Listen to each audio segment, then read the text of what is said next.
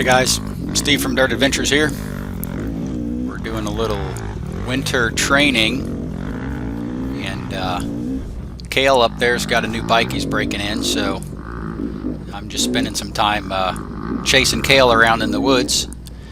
We're here at the Dirt Adventures compound. I know if you're cool you have a compound, so we have to call it the compound since that makes you cool. At least that's what it seems like anyway.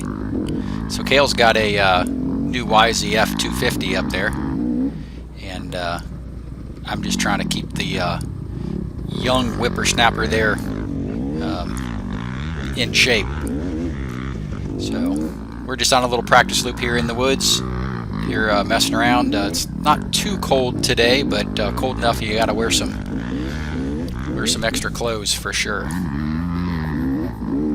Took us a while to burn the leaves off of the track here. We've had the woods shut down for hunting season, and got a few does this year. Didn't really see any decent bucks to shoot, so time to open the woods back up for practice.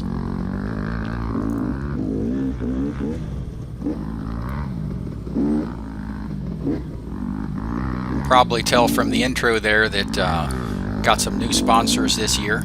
I should say Zach has some new sponsors this year for the most part. Of course, ProTune does our suspension, and we'll be getting a few parts from some new vendors, it looks like, this year. And later in this video you're going to see Zach's new bike. He was looking for a 350, and we ended up being able to buy a 350 from Ryan Sipes. So it was Ryan Sipes' Supercross bike, I think is what it was. And Zach's got the suspension over at ProTune right now. Actually, we both have our suspension over there. I'm just having a service done. I haven't, since I had it worked on and initially revalved and everything, I haven't done anything to it. So kind of like a long-term review on the suspension. It's been really good. After fiddling around with it for a while, we really got it working the way that I like. And right now it's just off the bike, just during the winter, just to go through it, change the oil, and put new seals in it if it needs it. Zach is converting the front end of his bike. He's got a 2020, and he's converting the front end of his bike from the air fork back to an oil fork. And I think Corey's gonna do some work, put some bottoming resistance in it and some other things. I don't know exactly everything that they're doing, so I don't want to say too much. But getting it set up for Zach for season. So once we get that back, we'll throw our suspensions back on our bikes and get riding some more. Got one other practice video we'll post here maybe in a week or so. We rode over what I call the Besky Ranch, and did some practice over there. So was off the bike for a little while for hunting season, and just getting back on now and trying to chase down Cale here. I got to ride his bike a little bit, and then I rode another Yamaha 250 F a little while ago, and interesting, but I like Zach's bike much better. So here's footage of Zach's new bike, and as you can tell, he's scooting along a little bit quicker than we were.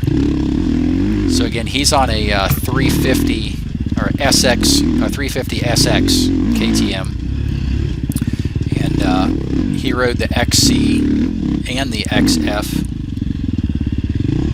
SX, I mean, and he liked the way the power came on, and he liked the low end of the SX better. So even though the XC is the woods bike, I guess he liked the SX better, and he was able to buy this one from Ryan Sipes, and so far he's really happy with it. He hasn't really done anything to it. It's a 2020, but like I said, now he's got the suspension off, and Corey's working his magic on the suspension. So we will see what it feels like when we get it back. It's probably a little bit stiff right now, although from the way he's riding, it doesn't look like it. So Corey's gonna get it set up for the woods, and then we will get some more footage of Zach riding here, so you can get an idea of how the bike is working. But as you can tell, the bike is working pretty good here. He's pretty used to the suspension now being a little bit stiff, so he's riding pretty good on it. Probably be able to notice too that he's really not very high in the RPM range on this bike. It really pulls really good on the bottom. So at the speed he's running, I mean, he's not beating on the motor at all. He really doesn't need to. Maybe a lot bigger guy, might need to, but yeah, he doesn't need to go anywhere near the rev limiter. I know a lot of kids these days, they get on them 250s and they basically just ride them against the rev limiter the entire time. Man, this 350, you do not have to do that. On our last training ride, I got on Zach's bike and rode for 4 or 5 laps, and I think after the second lap, I think I was faster on Zach's bike than I am on my bike. That outside is bad.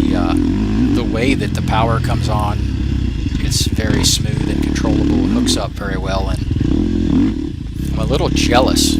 I like my 2-stroke, I like my 250, but man, I think just after just a couple of laps, I was faster on Zach's bike. Even with it being stiff and everything, it's just, you can get the power to the ground everywhere. Really runs good. So hope you enjoy the video, and we'll have a few others coming up here, and we'll see how Zach does here turning pro this year on the 350 SX KTM.